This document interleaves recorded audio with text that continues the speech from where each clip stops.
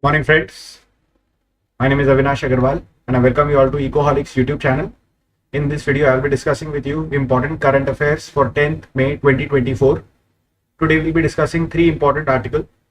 First article is related to Insolvency and Bankruptcy Code that was put into place in India in the year 2016 to help resolve the cases of insolvency and bankruptcy quickly so that banks are in a position to recover a good amount of money that was stuck in projects that had become financially unviable. What is happening with that code? What are the progresses? What are the challenges? What are the goods and bads? We'll be discussing about that. Subsequently, we'll be talking about India's fiscal deficit. So government of India typically has to borrow a certain amount of money every year because their expenditure is greater than their income. So we'll be seeing what is happening with India's fiscal deficit in the current financial year or in the financial year which has just ended and the reporting has just started. Thirdly, we'll be talking about what is happening in India's spices sector. We have already spoken a couple of times regarding the challenges that we are facing in a variety of jurisdictions when we are exporting our masalas. So we'll be basically having a recap of that discussion with a very quick primer. So this is the agenda for today. If you have any question, please feel free to ask. We have been sharing our content on a regular basis on our Ecoholics app, which you can easily download. If you want to download the content, you have to first download the app. You have to do a free registration. You have to go to the study material section, and in the study material section, you will be in a position to be able to download this particular note that I am using in this lecture. If you have any difficulties in doing this, then you can reach out to us. You can mail to us. You can join our WhatsApp communities, Telegram groups, etc. You can also leave a comment in the live chat, or you can leave a comment towards the end of the video in the comment section. There are various ways of reaching out to us. You are aware of them. So you should ideally take all these PDFs. We have already covered from 1st May to 10th May. Approximately 30 articles from 30 different dimensions are there. You should download all of these PDFs. And what you should do is that typically all of these PDFs are 1800 to 2000 words. And your objective should be to boil down these 1800 to 2000 words per PDF into maximum 200 words, right? And make your own current affairs ka notes, pointers, simple pointers. Because once you have watched the lecture, for sure your understanding is there. And once you, let us say 50 to 60 word or 60 to 70 word note per issue, right? Only the important points. Then you will be able to convert those 60 to 70 words into 250 words very easily, and that will become your answer around that topic if you get a question on that. That is the kind of systematic approach that you have to take. We have started this exercise for you so that you are updated in current affairs, so that when you write answers, when you give answers, you are in a strong position in the examination. This is an Ecoholics initiative for you, right? So please do it systematically, please follow it systematically so that you can take the maximum benefit out of it. We can also think in terms of expanding, modifying, changing, upgrading this initiative if you give us proper feedback. That what is it that you want? Some students say that we want this discussion to end in 30 minutes sharp. We do not follow any robotic approach. It can be 25 minutes, it can be 35 minutes, it can be 40 minutes. If a topic is dense, full of technical jargon, then it takes time to simplify and break down that technical jargon into consumable content which makes sense for a majority of students. In which case, the timing of this session can go beyond, let us say, 30 minutes or beyond 35 minutes or beyond 40 minutes. So there is no strict rule of thumb that we are following, that we have to, meet a certain length target. No. What we are trying to do is that if we come across good articles, which we believe that you should also come across, so to get it across to you, it takes whatever time it takes. So that is my input upon the time aspect. We can always freely and, in a civilized manner, keep debating with each other on absolutely everything under the sun. Completely open for any discussions, any suggestions at any point of time, right? So having said this, Charulata, good morning. Rashmi, good morning. Everybody else who has joined the session, good morning. Right. So let us start. Is the video smooth? Guys, just reply very quickly. Is everything's okay? You are able to hear me, you are able to see me? Very, very quickly, just reply once and we will be on our way. So let me start discussing the first article until you all respond. So the first article is, like I said, about the Insolvency and Bankruptcy Code, right? So the ideal answer should be constructed in the manner in which this particular article has been written. It starts by talking about the positive aspects of Insolvency and Bankruptcy Code. It tells you what it has managed to achieve. It tells you what are the recent challenges. It peppers certain data points from World Bank, from finance, from the standing committee, right? It identifies, in a systematic point-wise manner, what are the challenges. It gives certain suggestions and quickly closes on a positive note. Typically, many a times, students ask that how to do answer writing. What is the approach? Approach is these kinds of articles, right? So whenever I come across these kinds of articles, I will highlight this to you. Whenever you read an article, please keep this in mind, right? That you have to write in a manner that you are a bureaucrat. Now this article has also been written by a bureaucrat, right? This article, the writer of this article, unfortunately I did not bring the details. So he is Director of Competition Commission of India, former, and now associated with World Bank.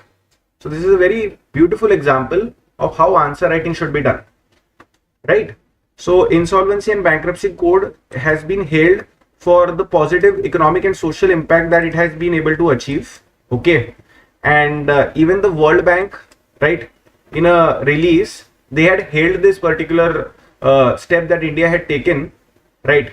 So launching the Insolvency and Bankruptcy Code was basically one of the pillars of the strategy, right, to reform corporate laws, and it helped India jump significantly in the ease of doing business rankings from the 63rd position, from the 77th position to the 63rd position. That is number one. Another very good thing that Insolvency and Bankruptcy Code did was that it helped improve the overall recovery rate for creditors from 26.5 cents to 71.6 cents on the dollar, meaning that if you are a bank or a lending institution and your $1 is stuck in, let us say, a bad loan, or in a loan that you are not able to recover, and in an account which has gone basically bad, right? So if that $1 is stuck, so pre-IBC you were recovering 26.5 cents for every $1 stuck.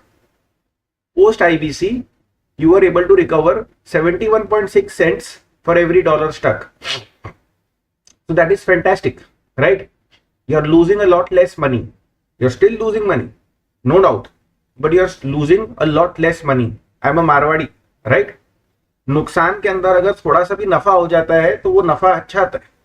जो loss हो रहा है जहां पर, अगर उसमें थोड़ा सा भी अगर प्रॉफिट हो जाता है तो ठीक है, कोई बात नहीं, ले लो, जो मिल रहा है ले लो, ना मत बोलो, right? So that is the basic idea over here. Okay, the idea being, now what is IBC doing? IBC primarily provides a legal framework, right? So that you are able to deal with individuals, entities who are not able to repay their loan for a variety of reasons. Okay, so we are not punishing anybody unfairly. We are not handing out a raw deal to individuals or entities who took genuine business risks, bona fide business risks that did not materialize. It happens because when you are into a business, when you are into a venture, when you are an entrepreneur, sometimes you win, sometimes you lose, and if you lose, it's okay. We should be able to get you a quick exit so that you can go and start something new again, right, and win again, right? And we want the banks to also get a quick exit. Why? So that they can get their money back, right, as much as they can, and then they can also take a risk of lending to someone else. Maybe that will win, right? So that is the whole process. So we don't want to be stuck in a game which is basically a dead end, right, where a lot of resources are permanently stuck. We don't want to be there. We want our entrepreneurs to be dynamic. We want our banks to be dynamic. We want everybody to be taking risks in a prudential manner, right? So all of those things should happen, and that is what IBC helps us do. that it balances the interests of a variety of stakeholders, such as the ones that I just mentioned. It helps in orderly and fair resolution. It helps in maximizing recoveries and overall value, right?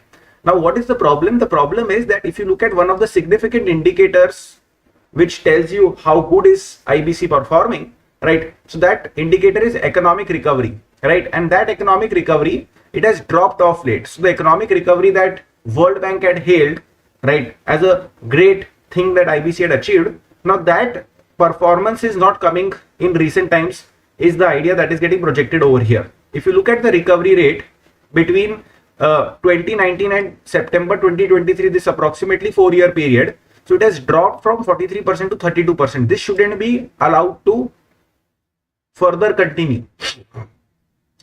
This shouldn't be allowed to continue. This needs to be arrested and reversed. This is an immediate problem that needs to be solved. If you look at the resolution time, it has again increased from 324 days to 653 days. This is again something which needs to be immediately stopped. Why? Because when IBC was created, it was touted to reduce the recovery time, that is reduce the delay, and to increase the economic recovery. Now we are doing exactly the opposite in both these things. That the economic recovery is also coming down from 43% to 32%, meaning the amount recovered out of those bad loans, right? And the time is also going up. So this is basically like, I have taken a painkiller and my pain has not reduced, rather it has increased. Okay. So that shouldn't happen. If that is happening, then the painkiller is not working. You need to do something about the painkiller's effectiveness, right? Why does this happen? So sometimes what happens is that courts, whether it's a high court or a Supreme Court or any court, right, they get into the commercial aspects of transactions, right? Now, courts are not meant to go into the commercials of a decision. That why did banks decide that out of, let us say, $1 loan stuck, we are okay to get 65 cents back. We don't want to fight for 70 cents. Let us get 65 cents back. That is a commercial decision that banks have taken.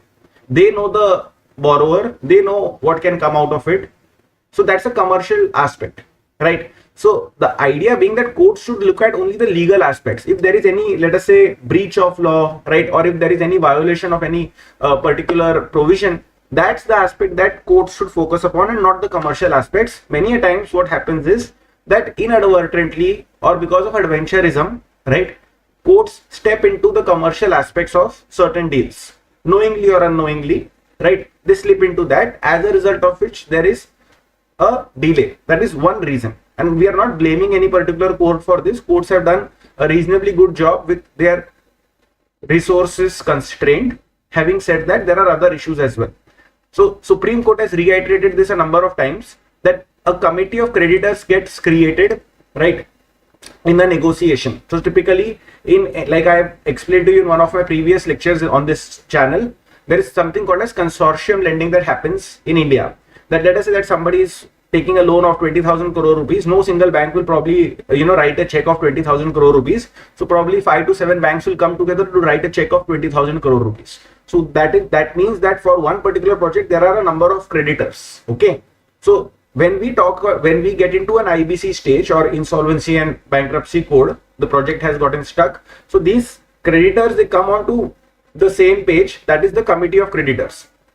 So the commercial wisdom of committee of creditors cannot be questioned, is something that the Supreme Court has iterated and reiterated a number of times. So whether it was the SR Steel matter or whether it was the SREI multiples case matter, in both these cases, Supreme Court has reiterated this stand that please just look at the legal aspect, don't get into the commercial aspect. As simple as that. Now again, throwing some numbers at you, students ask me that what kind of data should we cite in our answers, right? How should we cite data in answers? This is how you should cite data in the answers, right? In some cases, you can give the source of the data. If the source is very good source, important source, which will help win brownie points with the examiner. In all cases, you may not be able to remember the source of the data, but you may remember the data. It is okay, just throw the data, if the data is broadly in the right direction, examiner will accept it. Even they have been reading newspapers on a regular basis, so they will accept and they will move on, right? So from the court's inception, 6,815 insolvency cases were registered, 2,800 are still undergoing, trillions of rupees of capital is stuck in these cases, right? Standing Committee on Finance, they submitted 67th report. And what did they observe? They observed two things. First is that there are a lot of delays. And second is that the actual recovery on the ground may be only 25 to 30%. So on paper, economic recovery may be higher. But what happens after the IBC thing is done, etc., on ground, money actually comes to the bank. How much money comes to the bank? How much are banks actually able to recover on ground? Forget about what gets reported in the newspaper on day one, right? That, okay, we have struck a deal. Okay, this much amount of thousands of crore of rupees is going to be coming back to banks. Forget that newspaper headline. What happens on the ground? 25 to 30%. I am not saying this. Government is saying this. Standing Committee on Finance is saying this, right? So, what are the reasons that delays are happening?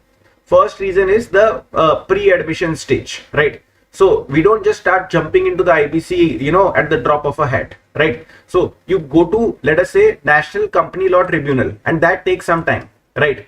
So there are respected agencies such as CRISIL that you can cite in your answers. So average delay at pre-IBC admission stage, it has increased to 650 days as against 450 days. So the pre-IBC stage is taking so much time, right? So the overall process has basically lengthened, right? We have to take a comprehensive view of what is happening. That is what we are trying to do. We have talked about pre-IBC stage, right? Then what happens is that, let's say that you sit down on negotiations, etc. You hammer out some kind of an agreement, and then everybody needs to actually agree upon that agreement, right? Which people don't agree, right? So what do? So they drag the committee's decisions into variety of courts and tribunals, right? And then those courts and tribunals will take their own sweet time to be able to give you a decision. So the entire process gets dragged out, right? NCLT system, it has a pendency burden of over 20,000 cases. There are capacity constraints, right? So these are the major issues. Then there are certain interpretation issues. What are interpretation issues? That a law has been written. You think as a committee of creditors that law means that X should follow Y should follow Z. I feel that it's not like that X should follow Y should follow Z. It can happen that Y can follow X can follow Z, right? Now this is interpretation. It's a gray area. We can drag each other into courts, right? And courts can also give a variety of different interpretations, which we can therefore drag into a higher court, because now there is still more confusion. So there is a lot of interpretation game that is happening, right? Which is precisely why we codify laws, right? We try to simplify laws. We try to write codes in a manner such that these interpretational issues don't crop up time and time again. So that goes down to drafting, right? So if we have fantastic drafting, then these issues can be reduced. So can we have a relook at the drafting now that we have 8 years of experience of working with the IBC? Can we have a relook at the drafting so that these interpretation issues can be minimized? Can be one of the suggestions that you can make in your answers. Can we improve the resources, increase the resources for NCLT so that pendency can reduce? Can be one of the answers, right? So these are the kind of suggestions that need to come out of you once the problems have been highlighted by you, right? Like I said to you that committee of creditors has approved a resolution, then one of the COC members or some other aggrieved party, they will drag the entire process to the court. Like this has happened in this Rathi TMT Saria case. Not going into the details of it, you can understand, right? Similarly, in the Videocon Industries case, same things were happening. SBI dragged the process into court, then somebody from Vedanta dragged the process into the court, and then that entire process derailed. So from August 2019, right, up till Supreme Court now, so it has been like around 5 years. This process is still pending, Videocon Industries ka, because you have kept challenging, you have kept going to the court for everything. That's not supposed to happen, right? So typically what happens is, what is the problem? If we don't solve this problem, then what are the consequences? The consequences is that the asset will deteriorate rapidly. So if, let us say, there is a plant, if there is a machinery, right, so that machinery will start decaying and deteriorating because of lack of user abuse, right? People will start stealing parts of it, and scrapping it out. So don't think that those assets are secured, right? So for instance, sharing a personal grievance with you, we have a factory, that factory was, there is a gate, there is a proper lock, everything was shuttered, everything was fine, right? When we went to that factory and that factory was closed for, let's say, a year, when we went into that factory and we saw, so the entire electrical installation, entire small machinery that were there, somebody had taken it out along with the wires and the switchboard and everything. Everything was taken out in a very systematic manner. सो चोरियां होती है, right? सो आप ये मत समझिए कि ये होता नहीं है. Assets deteriorate like anything when they are not used, right? So I've seen it personally and I know it as a matter of fact, right? So what happens is that so first of all, we need to observe the timelines, we need to provide the resources, otherwise value erosion will happen. Otherwise employees and suppliers, they are going to be, you know, in a bad position when it comes to they being able to recover their dues. And if your employees and suppliers who are small time players, they are not in a position to recover their dues, then life becomes difficult for them. Let's just leave it at that. Let's move quickly ahead into the next one. If there is any doubt, please ask, right? Otherwise we'll move ahead. Rashmi, Charulata, everyone else who is watching the lecture, right? Is this clear to you? Please just type yes in the comment section, and I'm moving ahead to the next one. Fiscal deficit. What is fiscal deficit? Very broadly speaking, right? So government of India has a certain amount of revenue that comes in. Government of India has a certain amount of expenditure that goes out, right? So this revenue, actually I wanted to write it the other way around. So let me just write it again. So we have a certain amount of expenditure, we have a certain amount of revenue. Expenditure is greater than revenue, therefore we need to borrow, right? And this borrowing requirement basically is your is a measure of your fiscal deficit. That how much do you need to borrow on a per annum basis, right, to bridge the gap between your expenditure and revenue. That is very simply put what fiscal deficit is. Of course there are formulas, there are definitions, etc. We don't want to worry with that right now. We'll just work with this basic understanding. That is good enough, right? That expenditure minus revenue is basically giving us a sense of how much money needs to be borrowed. Okay? Every government in India, whether it's a state government, is running a deficit. Even the government of India is running a deficit, right? Even you can run a deficit as a household, as a company, as an individual, right? But basic common sense tells us that this deficit needs to be under control. Because if this deficit is out of control, if it's too large, if you're borrowing too much, then there is a problem, right? And we don't want that problem, correct? We don't want that problem. Okay? So India's fiscal deficit, it is likely to be better than the projections that were made in the union budget, right? And our capital expenditure plans are on track, is what they are saying, right? So it's a good thing that we had decided that we will borrow an X amount of money. If you are borrowing less than that, it is fantastic, right? We had decided that we will spend a Y amount of money on capital expenditure. Then we said that we can spend actually a little more than Y, and we are on track to achieve that. That is also fantastic, because you know capital expenditure is really good. Capital expenditure means you are building roads and highways. Capital expenditure means that you are building infrastructural assets. Capital expenditure means that you are trying to increase the productive capacity of the country, which is excellent, right? Because that will help in faster growth of GDP, that will help in job creation, right? So for instance, if you look at our fiscal deficit target, so every year there is a target, right? So the target was 5.8%, right, in financial year 23-24. So in 22-23, in 22-23, your fiscal deficit was 6.4% of GDP.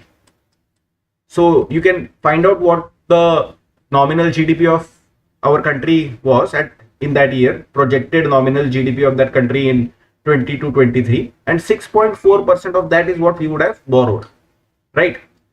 We said in 23-24 that we are going to bring down this number. In 23-24, we said that we are going to bring down this number to 5.8%. We are going to bring down this number to 5.8%, right? So you can find out what India's projected nominal GDP was 23-24 के अंदर 5.8% of that is what we were planning to borrow. ठीक है? So this is how the math gets done. ठीक है? Earlier this was not 5.8 when the budget was announced. It was 5.9, right? But then we realized that okay, we can do better, so we announced 5.8, right, in the interim budget. So this is basically a rolling exercise, ongoing exercise. It isn't as if that you just name a number and then move on. So we announced a number in the interim budget. We felt that there is a possibility that we can do better. That is interim budget, as in 1 year down the line. We felt that we can do better. So in that budget, we said that what we have seen is that we were aiming for 5.9, but we can actually achieve 5.8. That's it, right? So that's what's written over here. Okay. If you do the math for the first 11 months, we have borrowed some amount of money. If you do the math for the previous 11 years, we had borrowed some amount of money, blah, blah, blah, blah. All this is irrelevant and unimportant for your exam. what is important is something that I've already told you, that we are on track to do better is what we are saying, right? So government has increased its spending, right? Despite that, fiscal deficit has narrowed. Like I explained to you that if you are increasing your expenditure, typically you would expect your borrowing requirement to go up, but that has not happened. Why? Because the revenue side has also gone up.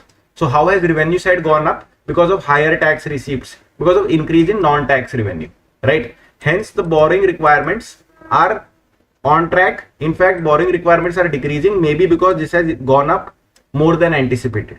That's basic common sense, which is now available to you. This is what is this article trying to say. This equation that is sitting in front of you, right, with these ugly arrows, this is what the article is essentially trying to say to you, right? Like I explained earlier, that if you're running a higher fiscal deficit, that means that you're taking on more and more debt.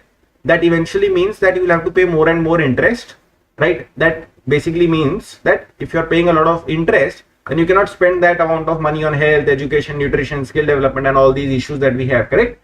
So we don't want to do that. So we don't want to be in a debt trap. We don't want to be another Sri Lanka, Pakistan. We don't want to be another India of 1991, right? We don't want to be there. So therefore, we have to keep our fiscal deficit under control, right?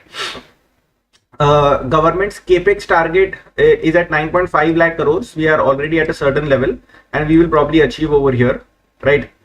Apart from that, in the interim budget, government had raised the capex allocation as 11.11 lakh crores, right? So one good thing that the government has been doing in India in the last 3-4 years is that if you look at our capex expenditure, capex targets, every year there has been an increase in absolute terms, in percentage of GDP terms, in percentage of government expenditure terms. Almost on all of these parameters, capex has been prioritized, right? There is a serious push to infrastructure that is being given. That is one definite and sure thing, without any doubt, that yes, this is going in the right direction. There can be a lot of criticism on a variety of different fronts, right, which we share, but this is something which is really, really good, right? Apart from that, right, so yeah, I mean, I think that this is about it in the second article. Third article, very quickly, to just give you a sense, this is a topic that we've discussed a number of times, right, to just give you a sense what is happening, right? So like I said, that Indian spices, they are facing bitter taste of global scrutiny. Why is there scrutiny? See, when you are dealing with OECD countries and Western countries, developed nations, or with anybody, as a matter of fact, who is importing food products from you, importing pharmaceutical products from you, right? So they are obviously going to scrutinize what is coming from outside, right? Because boss, if let's say on your watch, you allow certain imports to come into your country, somebody consumes those food products or those medicinal products, and then they face health issues, right? And God forbid if certain lives are lost, right? Then that's very bad PR for you. It is, forget about PR, it is an extremely inhuman thing to happen, right? So any country is going to be very, very careful when it comes to food products and pharmaceutical products, at least, right? And this is something that we as an exporting country need to get right, right? Otherwise our brand, our image, our, you know, position gets tarnished in a very bad way. That's precisely what's happening, unfortunately, in the spices space in India, right? So you can see that we are, you know, big exporters of spices, like $4.54 billion. You know, that's somewhere around, you know, we are around 35,000 crore mark. Significant amount of export earnings are coming into the country thanks to spices exports, right? Regulatory action has been taken in Singapore, it has been taken in Hong Kong. They are, you know, important export destinations for us. Our most reputed brands of spices, they are under scrutiny, right? And this is looking really good for, this is looking really bad for the spices sector, right? So on 5th April, Hong Kong food regulator, they suspended the sale of MDH spices, right? Saying that there are high levels of ethylene oxide. Ethylene oxide is basically a carcinogen, right? Apart from that, Singapore did the same for Everest, right? Maldives, they have banned both the brands. Again, very bad thing. US, Bangladesh, Australian food regulators, they have started investigation. Both Everest and MDH have denied any wrongdoing. Ethylene dioxide, a sterilizing agent, it reduces microbial contamination and extends the shelf life of food products, right? But if you use it in excess and if there are residues, then there is a problem, right? So this is where the balancing act needs to come into play, right? These brands, they need to have a look at their supply chain. right? They need to have traceability built into their supply chain. Easier said than done, I know, right? But there are enough and more number of case studies across the world where brands who have been able to successfully do this, they have been able to maintain an edge in business. They have been able to maintain their moat, right? They have been able to keep the competitors out, and those who can't do this will eventually, fall apart, right? So even these brands, MDHs and Everests, in the other Indian brands who are more, cutting edge on these areas, they will ultimately come and disrupt their business models, right? So if you are an Everest and MDH, you better get your act right. Otherwise, somebody not from other country but from India itself will come and disrupt you, right? Because that's the name of the game, right? How big are our spice exports? They are pretty big, right? So we are exporting $4.25 billion. That is 12% of the global spice trade, right? And it was just 400 million in 2001-2, and we have crossed 4 billion in 2021, right? That's good. 10x increase in a 2-decade period. That is good, right? What are the major exports? Chili, cumin, turmeric, cardamom, etc. What are the biggest market? China is the biggest market, followed by US, Bangladesh, UAE, and so on, right?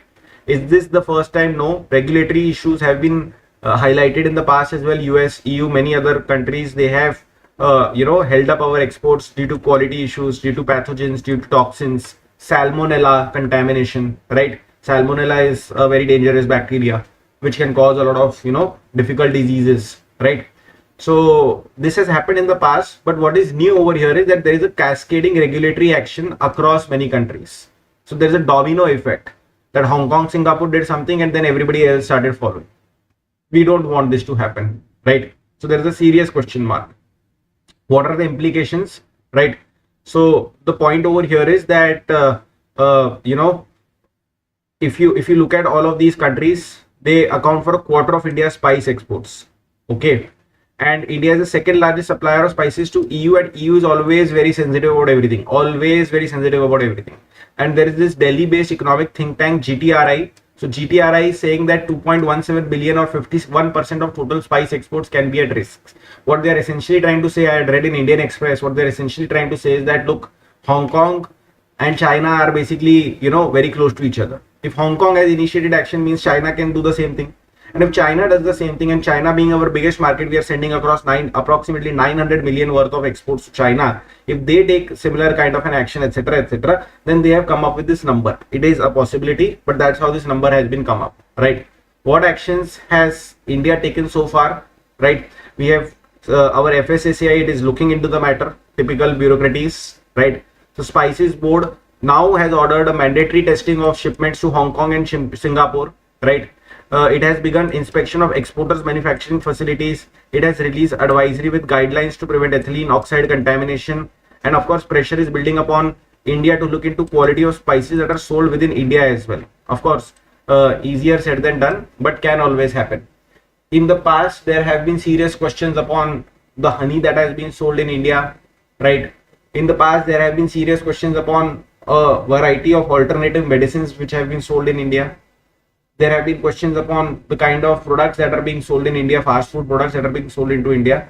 So a lot of things need to be done, because even Indians, right, they have become very, very conscious. They have become very, very, particular about what they are consuming and what they are not consuming, etc. So this is something which is a very serious matter. So this is my submission for today. 3 articles done, right? So we'll meet you again tomorrow and we'll take it ahead from here. If there is absolutely anything that you would like to ask, please do that. Everybody who is part of the session now, if there's anything that you would like to ask, you can ask, otherwise I'll close the session. It is always a joy for me to interact with you guys, right? There are always a couple of ideas which are floating in my head that how we can, do things which will be really helpful for you. If you have any such requirements or if you have any such requests, please don't hesitate to reach out to us for whether it's a career advice or it's a professional advice or it's an exam related advice or an economics related problem. Absolutely anything related to Indian Economic Service, Administrative Service, RBI, right, CUET, right, any of the NETs or entrance examinations where economics plays an important role, feel free to reach out to us, right? We'll always be there for you, we'll always help you. Thank you so much for your participation. See you tomorrow. Take care. Goodbye and Jai Hind to all of you guys. Thank you so much.